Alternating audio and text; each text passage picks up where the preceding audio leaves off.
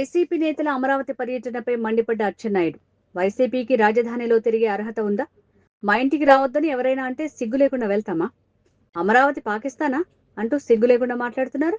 5 ఏళ్లు అమరావతి ఏపీలో ఉందని తెలీదా? రైతులను ఏ రోజైనా మనుషులా చూసారా?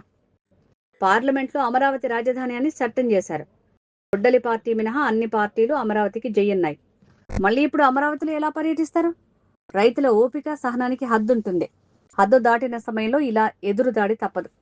రైతులు పర్యటన చేస్తున్నారు, వైసీపీ నేతలు పర్యటన అసలు వాళ్ళకి సిగ్గు లజ్జ ఉంటే ఎవరు వెళ్ళరు. నా ఇంటికి నువ్వు రావద్దు అంటే నువ్వు వెళ్ళావంటే నిన్నేమనాలి? 5 సంవత్సరాలు అనరానటువంటి మాటలు, చెప్పుకోలేనటువంటి మాటలు, మహిళల్ని ఏ విధంగా అవమానపరిచారు, కొత్త కడుపుల మీద తన్నారు, కేసులు పెట్టారు. ఇన్ని చేసిన తర్వాత పోని ఇన్ని చేశావు, నీకు 2019 ఎన్నికల్లో కర్ర కాల్చి వాత పెట్టారు. అప్పుడైనా సిగ్గు రావాలి కదా.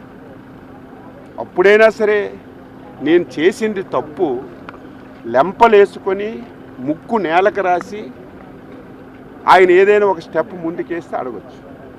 ఈరోజు దేశంలో, ప్రపంచంలో, భారతదేశానికి అత్యున్నతమైనటువంటి పార్లమెంట్లో, లోక్సభలో విభిన్న అభిప్రాయాలు ఉన్నటువంటి అన్ని రాజకీయ పార్టీలు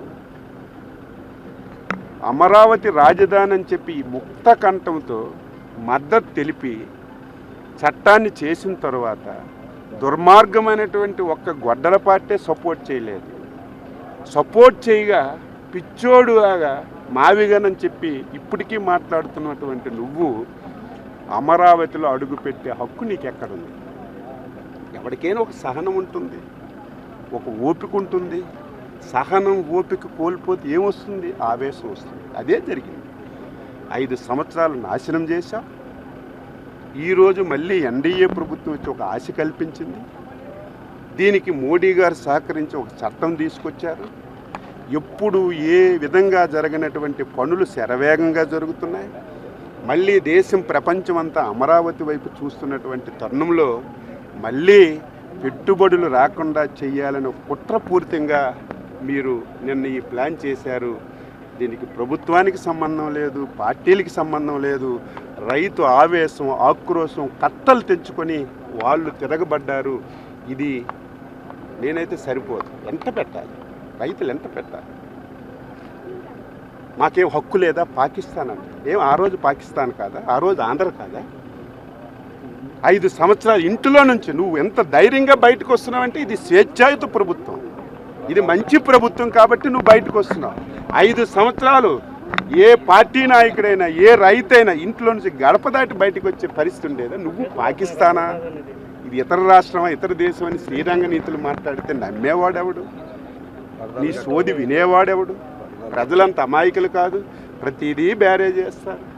ఈరోజు ఏం జరిగింది, నిన్నేం జరిగింది, మొన్నేం జరిగింది, ప్రతిదీ బ్యారేజ్ చేసుకుంటారు తప్ప నువ్వు ఎన్ని విధాలు తాపత్రయపడినా సరే నీకు మళ్ళీ నమ్మరు అనేది నేను అనుభవం కలిగిన వ్యక్తిగా, ఏదో రాజకీయంగా నేను మాట్లాడటం కాదు. నేను అప్పుడే చెప్పాను 160 స్థానాలతో ఎన్డీఏ వస్తుంది. ఎందుకు చెప్పాను? నీకు ఎందుకు ఓట్లు వేయాలి?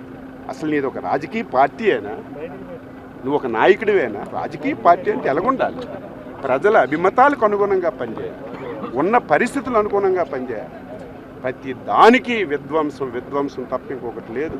నువ్వు ఈ జన్మలో ఈ రాష్ట్రంలో మళ్ళీ వచ్చే పరిస్థితి ఉండదు అని చెప్పి తెలియజేస్తున్నాను.